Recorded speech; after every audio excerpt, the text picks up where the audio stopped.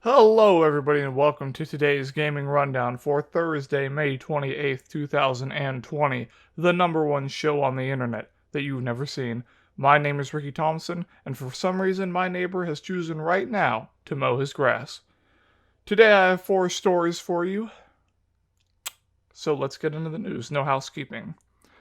Our top story number 0. Fortnite Chapter 2, Season 3 delayed again. Polygon's Austin Goslin writes, Fortnite's new season is on the way, but it has been held up another week. Fortnite Chapter 2 Season 3 will now begin on June 11th, Epic announced on Thursday. This is the second time that Epic has delayed the upcoming season. In mid-April, Epic said that it was pushing back the season's start date from April 30th to June 4th. While Thursday's week-long delay is the second for Season 3, it's just one of many so far in Fortnite Chapter 2. The end of the first season of Chapter 2 also faced several delays on its way to Season 2 and ended up being pushed back about a month. It's worth noting that Season 2 has also been one of the busiest ever for Fortnite. Alongside the game's regular updates, Epic has also held more in-game events than usual, with several different in-game concerts and last week's Tenet trailer premiere. Epic also released the all-new Party Royale map this season. As usual, the end of the season will include a special in-game event that furthers the story and begins the transition to a new season's altered map. This time around, the event is called The Device and will begin on Saturday, June 6th at 2 p.m. Eastern Time. Players can jump in up to 30 minutes early to make sure they get a spot. So Fortnite, another delay.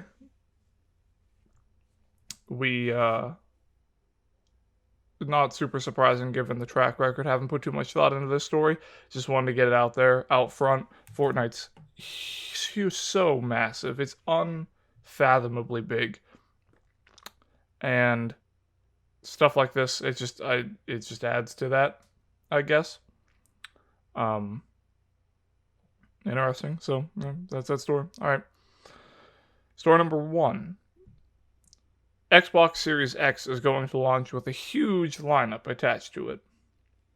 This is Ryan McCaffrey at IGN, writes, Microsoft is doubling down on a known strength by confirming that the Xbox Series X will launch with thousands of games, leveraging its years-long backwards compatibility efforts, in comparison to Sony's mixed messaging on the PS5's backwards compatibility capabilities.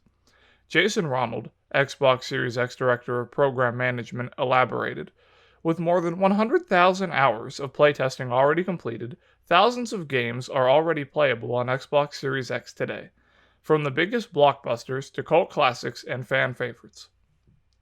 Even better, Ronald says that Xbox One, 360, and original Xbox games will run better on Series X than they originally did.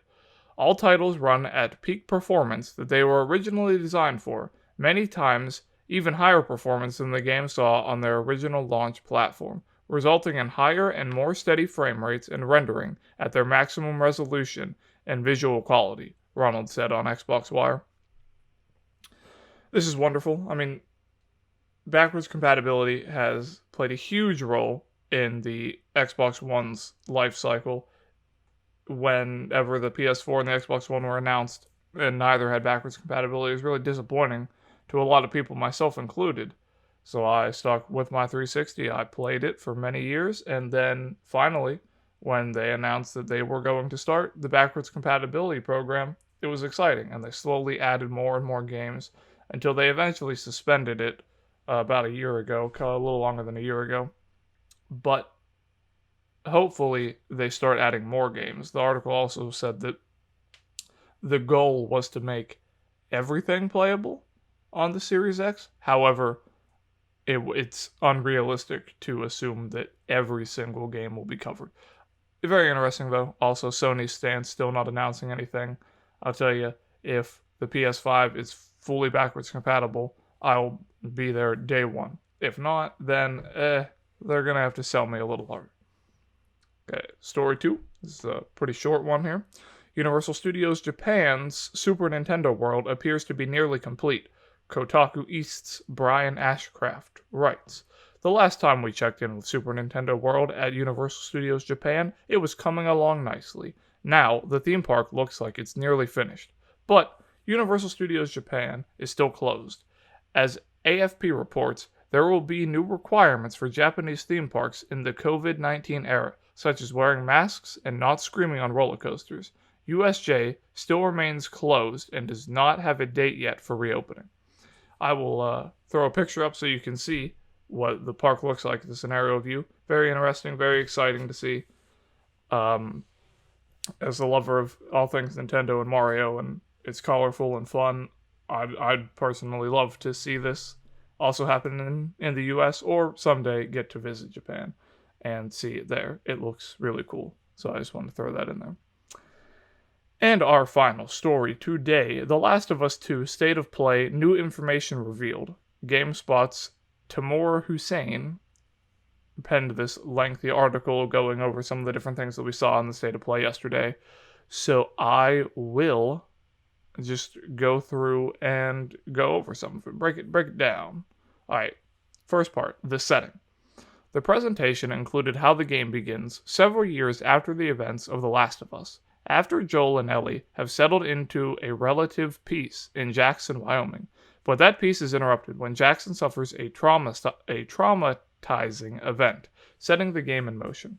Most of the game takes place in and around Seattle, Washington, which is a quarantine zone, being torn apart by warring factions, the Washington Liberation Front, WLF, and the religious zealots, the Seraphites, or Scars.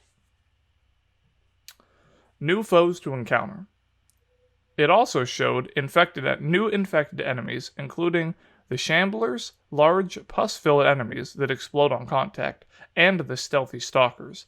The demo also showed encounters with human enemies, who are more intelligent than the infected. We got a more detailed look at hand-to-hand combat, including the ability to parry enemies or use them as human shields. We also got to see an extended gameplay demo that drove deeper into the game's combat and its world and atmosphere. The article concludes, after some delays, The Last of Us Part 2 is set to launch on June 19th. Naughty Dog has been pulling back the curtain on the game recently with videos on its approach to storytelling and new gameplay mechanics. Expectations are high, given the first game is one of the most critically acclaimed games of all time. We won't have to wait much longer to see how the sequel stacks up to the original.